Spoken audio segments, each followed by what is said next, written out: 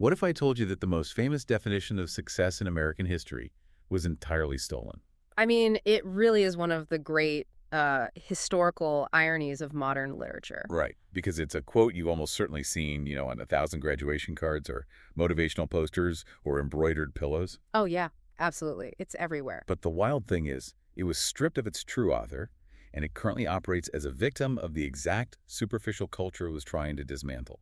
It's a profound philosophy of human worth, but it just got completely swallowed whole by the prestige economy. Welcome to this deep dive. Today we are undertaking a serious, reflective, and honestly an entirely ruthless examination of what it truly means to have succeeded. Yeah, and we have a really formidable stack of sources to guide us today. We do. We'll be pulling from Stephen R. Covey, Parker J. Palmer, Henri Nouwen, Dale Carnegie, Edith Eger, Don Miguel Ruiz, and Richard Stearns. But I want to be clear. Our mission is to anchor all of their insights onto one single governing standard. Exactly. Because this deep dive is not about how big your watch is or Right. what kind of car you drive. Right, or, how to hack your productivity so you can climb the corporate ladder faster. No, today is a fundamental questioning of the life beneath the resume.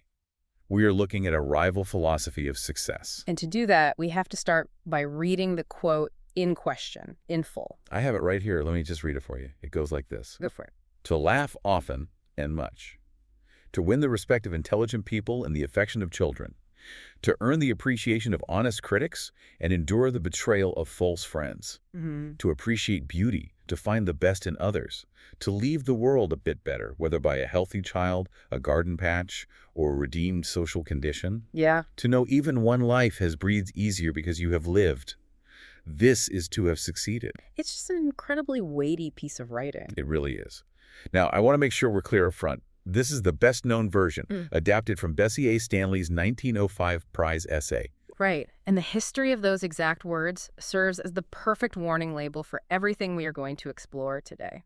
So take us back to 1905. What actually happened? Well, there was this publication called the Brown Book Magazine, based in Boston, and they ran a public contest. Okay. They posed a deceptively simple but honestly an utterly exacting question to their readers. They just asked, what is success? And there was a word limit. Yeah, exactly. The entrants had to answer it in 100 words or less. Wow, okay.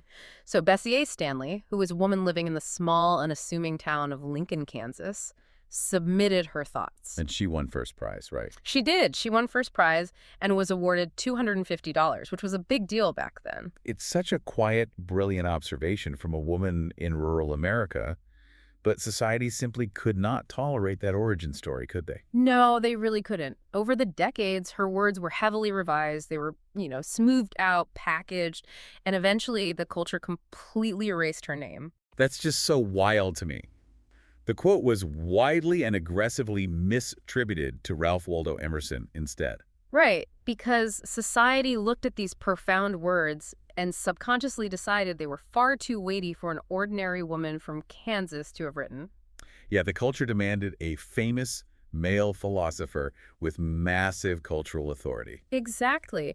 Even though there is zero historical evidence Emerson ever wrote a word of it, we just attached his name to it anyway because we inherently confuse worth with recognition. Okay, let's unpack this. Because the quote itself became a casualty of the very phenomenon it warns against. The origin story literally proves the point. It really does.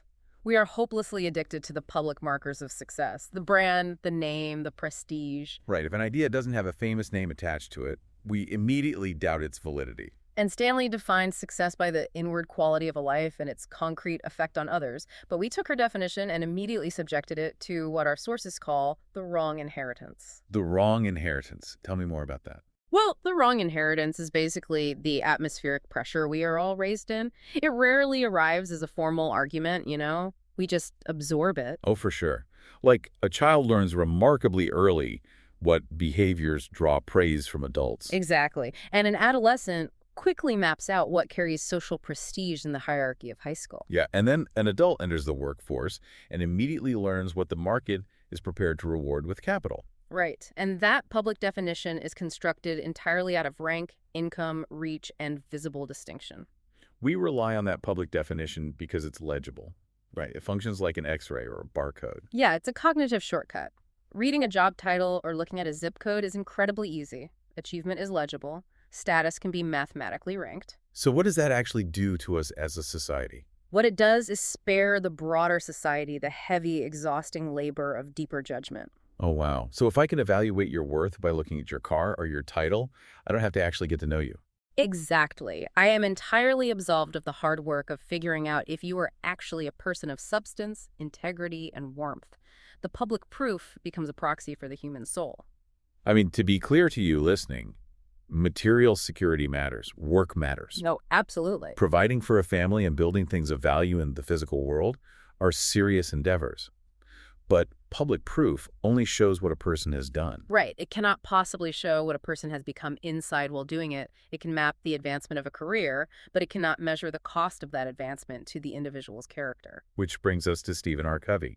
He diagnosed this corruption to the level of first principles, didn't he? He did. And most people associate Covey with corporate management or his 7 Habits framework, but his actual foundational contribution was attempting to recover an older moral structure of success. Right, because he spent years studying the literature of success over the past 2 centuries.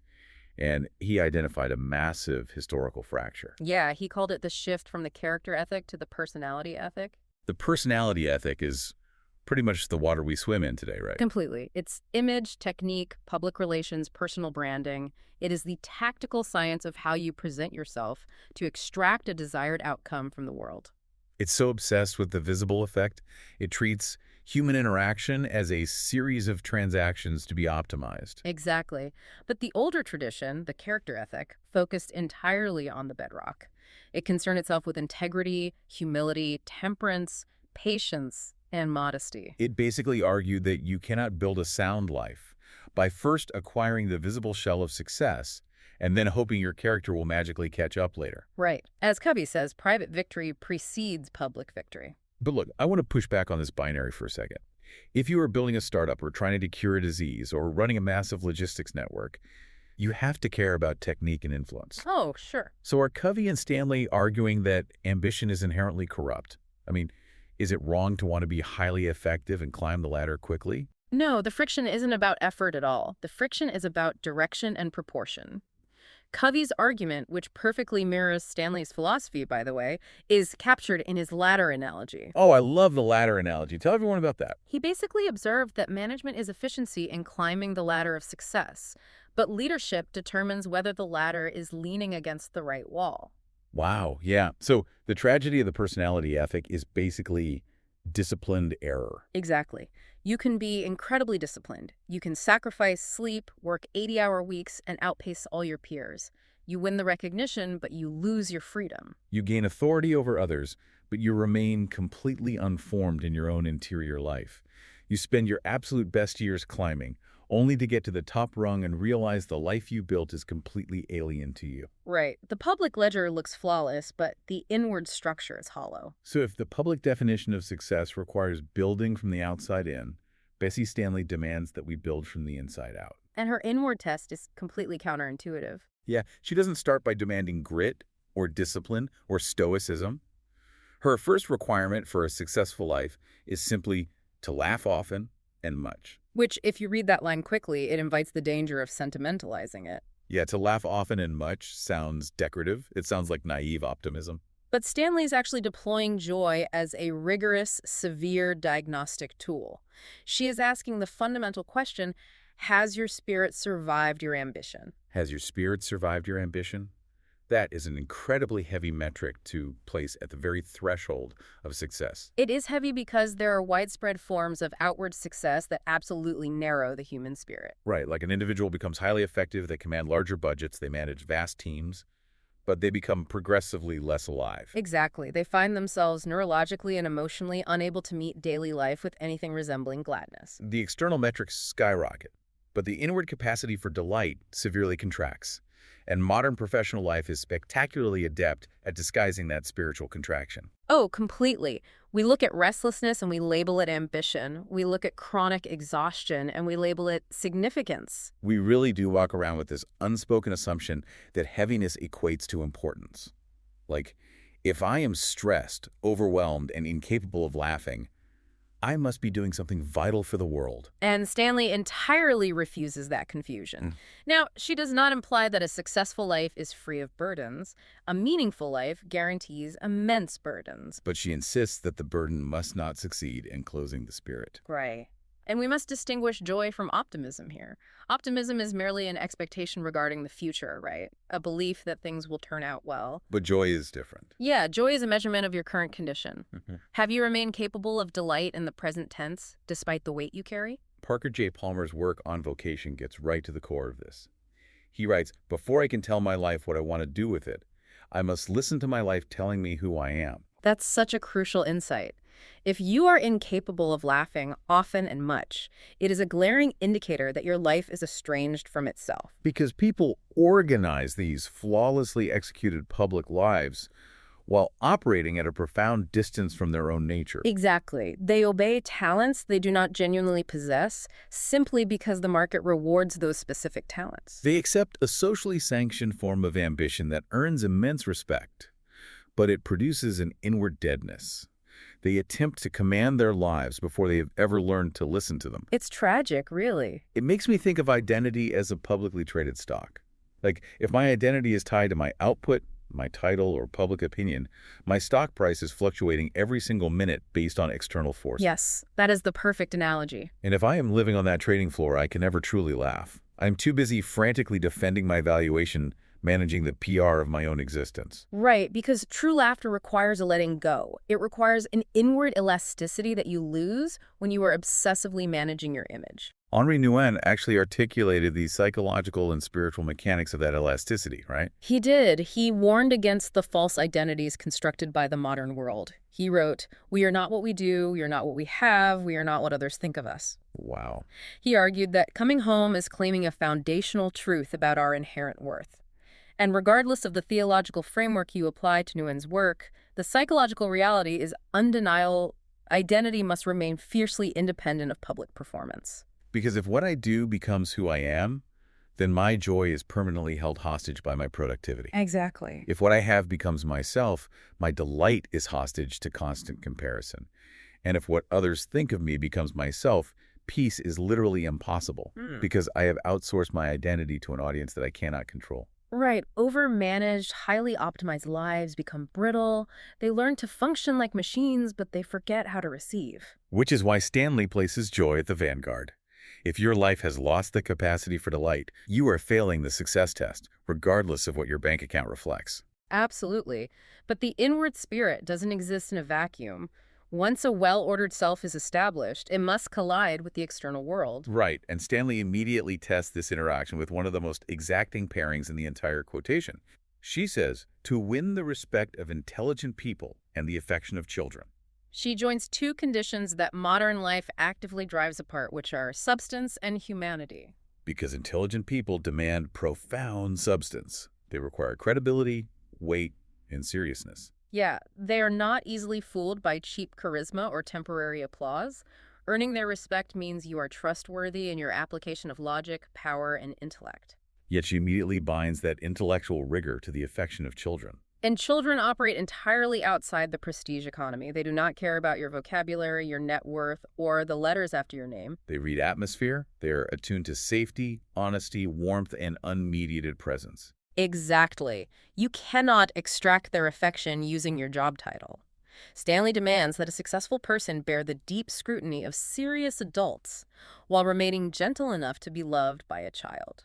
We see this fracture everywhere in the corporate world, don't we? Oh, all the time. You meet individuals who are incredibly sharp, commanding, and brilliant.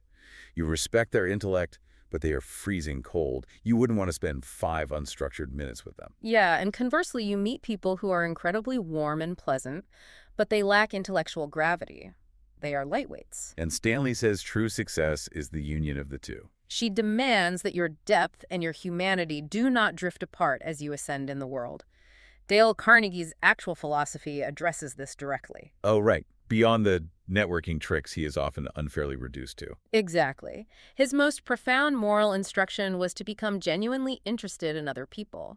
The operative, load-bearing word in that sentence is genuinely. Because it separates true human attention from calculated social strategy. Right. Under the personality ethic, we deploy substituted forms of interest.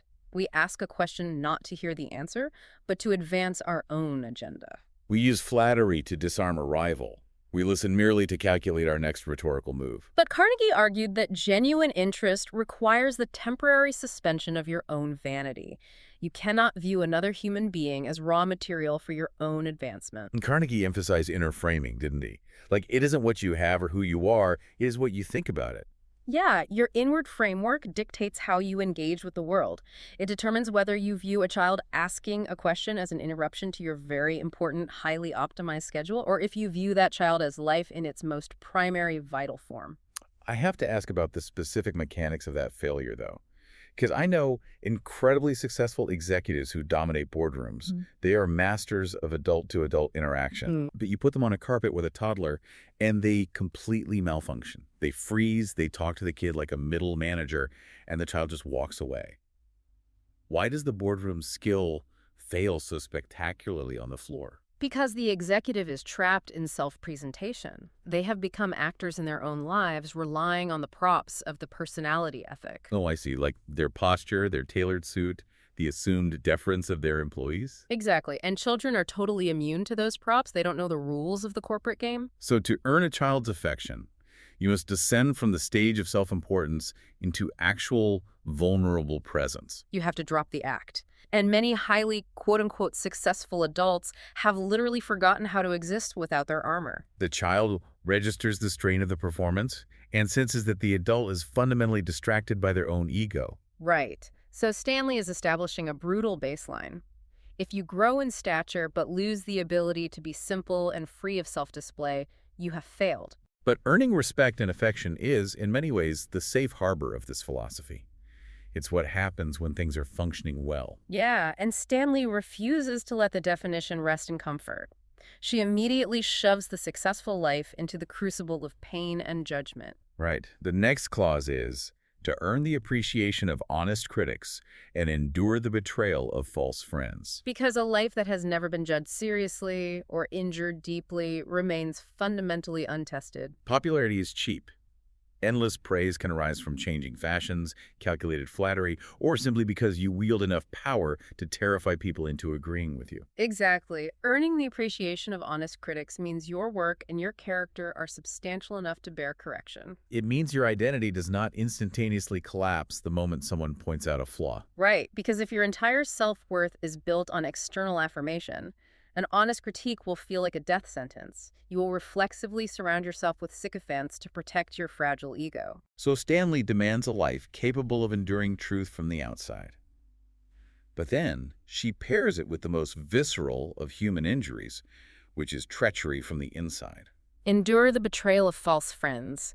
She operates from the realistic assumption that disappointment and betrayal are unavoidable features of the human landscape. Being a person of high character does not grant you immunity from pain. No, it doesn't. The true test of success is what your life becomes under the crushing pressure of that betrayal. Can you survive it without letting disappointment become your permanent identity? Edith Eger's work is essential here. As a psychologist and Holocaust survivor, she possesses an unassailable authority on suffering. Absolutely. And she aggressively refuses the sentimental lie that pain automatically produces wisdom or makes you a better person. She states, time doesn't heal, it's what you do with the time. Because pain does not interpret itself, the mere passage of time after a betrayal does not guarantee growth. Injury can certainly ripen into profound perspective and empathy, but it can just as easily ripen into self-protection, paranoia, vanity, and grievance. Right. The great spiritual risk of profound injury is that the pain seeks to consume your entire identity. A person is betrayed, and they mistake their new, impenetrable guardedness for wisdom. They rebrand their cynical suspicion as realism. But I want to notice the immense precision of Bessie Stanley's verbs in this clause. We earn the appreciation of honest critics. Yes, that is an active, engaged verb. Right. We listen to the critic, we extract the valid truth, and we refine our work.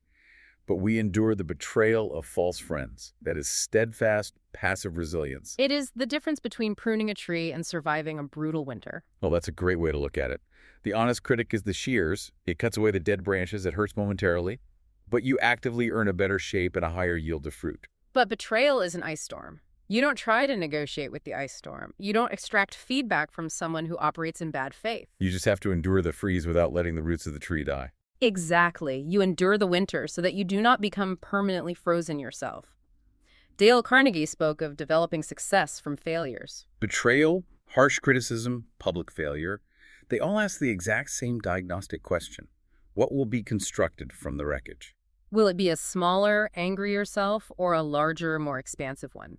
A brittle, heavily defended life or a steady one? And Stanley argues that a successful life passes through the fire of betrayal without handing its future over to the betrayer. But survival alone can breed a dangerous kind of hardness. A person who survives betrayal often responds by armoring up, sealing themselves off from the world to ensure they are never hurt again. And that is where the philosophy introduces a vital counterweight. Stanley insists that a successful life must remain soft enough to appreciate beauty. At first glance, appreciating beauty feels like a mild, almost decorative addition to an otherwise rigorous list. Yeah, it kind of evokes the image of a leisurely walk through an art gallery. But within the context of enduring betrayal and navigating ambition, it is a profound structural interruption. Because we operate within a culture of extreme optimization.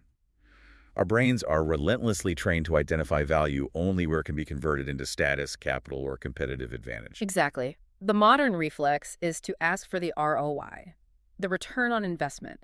If it doesn't yield a tangible result, it is deemed a waste of time. And beauty defies the ROI metric entirely. You cannot leverage it. You cannot own the grandeur of a mountain range. No, you cannot optimize a sunset to increase your quarterly earnings. You cannot monetize the emotional weight of a symphony. Beauty demands receptivity, not control. It forces you to interact with the world outside of a transactional framework. It really does. I understand the poetry of that. But let's look at the reality of high-level achievement. If someone is building infrastructure that provides clean water to millions, or researching a cure for a disease, they are consumed by their work. Right. They're operating at maximum velocity. Yeah. Are we really saying that if they are too exhausted or focused to stare at a painting or a sunset, they have failed Stanley's test of success? Yes, because Stanley is measuring the condition of the soul, not just the utility of the output. Really? Yeah, if you lose the capacity for wonder, you have been spiritually reduced. You've become coarse. Remember Henri Nouwen and Parker Palmer? Oh, right. If you are entirely consumed by the machinery of what you do, you lose access to the sheer awe of existence. Success is not merely about being durable and surviving the winter. It is about not becoming spiritually blind. So if you can still genuinely appreciate beauty, it is the ultimate proof that you haven't reduced the entire world to a landscape of threats and utilities. Exactly. It is the necessary pause from the pace. Modern success operates under relentless acceleration. Time is aggressively sliced, managed, and converted into output. And appreciating beauty requires the opposite, a complete cessation of the hunger to dominate time. Morally, beauty humbles the self. It reminds the ego that the universe does not exist solely to feed its appetites. To remain capable of receiving beauty, especially after you have endured the betrayal of false friends, is the ultimate proof of spiritual victory. Because a wounded life naturally becomes hypervigilant. It scans every horizon for the next threat. So to ask a deeply wounded person to lower their armor, stand still, and simply receive what is beautiful without trying to control it. That tests whether suffering has actually deepened the person or merely hardened them. Wow. And if appreciating beauty trains us to see value outside of ourselves without needing to possess or leverage it, Stanley smoothly applies that exact same non-transactional lens to how we view other human beings. Yes, she states that success requires us to find the best in others. Which is perhaps the most heavily underestimated requirement in her entire definition. It sounds like naive, toxic positivity. It does sound like that, but it is actually a fiercely difficult discipline aimed at resisting the intoxicating, addictive power of contempt. Contempt is the defining currency of the modern intellectual and digital landscape. Cynicism masquerades as high intelligence. It completely does. Detecting weaknesses, seeing through people's flaws, pointing out the hypocrisy in others, this is heavily rewarded by our culture. People build entire careers and personas around being the smartest, most critical person in the room. They protect their own vulnerabilities by preemptively establishing superiority. But Stanley warns that intellectual discernment can rapidly decay into moral disdain. When judgment loses mercy, intelligence feeds exclusively on diminishment. To understand the mechanics of resisting contempt, we look to Don Miguel Ruiz and his framework in the Four Agreements. Right. He outlines the specific daily cognitive disciplines required to prevent that hardness from taking root. The first agreement is to be impeccable with your word. Gossip, casual cruelty, and the habit of speaking against others are not just harmless social lubricants. They reveal a self that is structurally dependent on diminishing others to feel tall. If you use language to tear down, your inward foundation is weak and you are failing Stanley's standard. Exactly. The second agreement is don't take anything personally. Contempt almost always originates when the ego falsely positions itself as the center of every encounter. Yeah, when you take things personally, you interpret every slight, every differing opinion, and every mistake made by someone else as a direct, intentional injury to your own identity. If you cultivate an immunity to the erratic opinions and actions of others, you lose the reflex to preemptively attack them. You don't need to hunt for the worst in them because their flaws are no longer a threat to your stability. The third agreement addresses the quiet ally of contempt, which is don't make assumptions. When we lack context, our brains naturally fill the informational gaps with suspicion. We interpret another person's weakness or bad day in the most uncharitable light possible. Finding the best in others requires the massive discipline of patience and the refusal of easy, satisfying disdain. And the fourth agreement, always do your best, directly connects to how we treat ourselves. Harshness toward others is almost universally a projection of unresolved harshness toward the self. If you constantly judge yourself against a punishing, impossible standard of perfection, you will inevitably measure everyone else with that same cruelty. Finding the best in others implies a life that has outgrown its own inward cruelty. It makes me think of an editor reviewing a manuscript. Oh, that's a good analogy. A cynical, insecure editor takes a red pen, mocks the typos, laughs at the clumsy structure, and feels a surge of superiority as they toss it in the trash. Right. But a master editor reads that same messy, flawed manuscript, sees the latent masterpiece buried deep inside it, and commits to the grueling work of drawing it out. Because finding the best in others is the refusal to reduce a complex human being to their worst visible trait. The master editor creates a moral climate of possibility. They bless the people around them through the high quality of their expectation. They allow people the grace to remain more than their worst mistake. And that outward projection of grace perfectly sets up the climax of Stanley's entire philosophy. Yes, Stanley gathers all of these internal virtues. The resilient joy, the unmediated presence, the endurance through betrayal, the capacity for wonder, the generosity of perception. And she aims them all outward for the final, ultimate test. The moral center. She writes, to leave the world a bit better, whether by a healthy child, a garden patch, or a redeemed social condition. To know even one life has breathed easier because you have lived. Everything preceding this clause was preparation for this specific moment. Success is not ultimately defined by what a life achieves inwardly for its own peace. It is defined by what that life leaves behind. This is the absolute deepest break from the public definition of success. The public scorecard asks, what have you accumulated? What territory have you conquered? Stanley asks an entirely different question. What physical or emotional space has become more livable because you occupied it? It is the triumph of consequence over spectacle. And her range of examples is breathtakingly careful. A healthy child, a garden patch, or a redeemed social condition. By placing a garden patch on the exact same moral plane as a redeemed social condition, she obliterates our modern obsession with scale. It is a direct, undeniable rebuke to the prestige culture that honors leverage, virality, and historical dominance. We are conditioned to believe that if you don't change the world on a massive systemic scale, you haven't really succeeded. But Stanley honors consequence regardless of its radius. It does not matter if your contribution was deeply intimate, like raising a healthy child, or sweepingly broad, like changing a systemic law. The defining question is not the theatrical drama of the contribution. The defining question is the reality of the good provided. Richard Stearns provides the active, muscular edge to this conclusion. He writes, "It's not what you believe that counts, it's what you believe enough to do." And further, God never asks us to give what we do not have, but he can't use what we will not give. Stearns permanently strips away the comfort of philosophical abstraction. Harboring good sentiments is fundamentally insufficient. Holding the correct, socially approved opinions on the internet is insufficient. Feeling a warm sense of moral admiration for the good deeds of others is insufficient. If true success is measured by what you leave behind, your internal convictions must become physically embodied. They must translate into sweat, labor, sacrifice, and literal burden-bearing. What reality did you actually forge in the physical stream of the world? Which brings us to the phrase that anchors the entire poem. Breathed easier. To know even one life has breathed easier because you have lived. That phrase acknowledges the fundamental heaviness of the human condition. It concedes that people are walking around carrying immense invisible weight. It implies a world characterized by severe friction. It assumes that life is difficult enough that the provision of relief is the highest possible moral achievement. You do not need a Wikipedia page, a vast fortune, or global influence to make a human being breathe easier. No, a high school teacher does it when they stay after hours to help a student who is drowning in self-doubt. A night shift nurse does it simply by being present and competent in a room filled with fear. A neighbor does it by absorbing the grief of a friend. They are literally taking a fraction of the world's weight onto their own shoulders. But the most demanding word in that final sentence is the word know.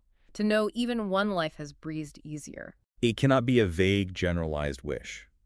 It cannot be this self-flattering fantasy of the philanthropist who signs a check but never touches the wound. It must be an honest, concrete, verifiable reality that a specific, tangible burden was lessened because of your physical presence on this earth. The scale of that knowledge might be incredibly small, but its moral weight is absolute.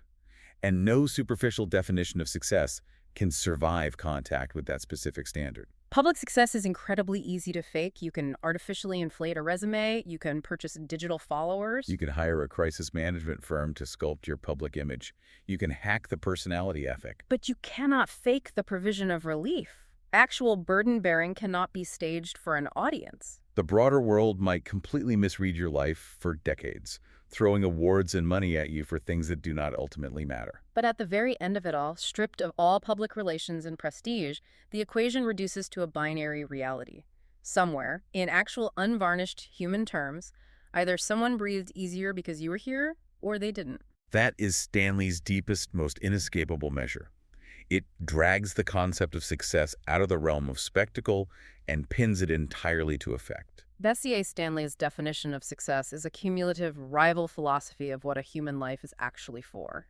It begins with joy, proving that your core spirit has not been crushed by the machinery of your ambition. It moves to respect and affection, the demanding union of intellectual substance and unmediated human warmth. It subjects you to the crucible of critics and betrayal, testing your inner steadiness against the forces of truth and treachery. It requires the appreciation of beauty, proving your soul hasn't decayed into a merely acquisitive mechanism. It demands you find the best in others, the active, disciplined refusal of contempt. And it culminates at the moral center, proving your ultimate usefulness to the world by making it more livable for someone else. It is vital to note that adopting this philosophy does not require the abandonment of ambition.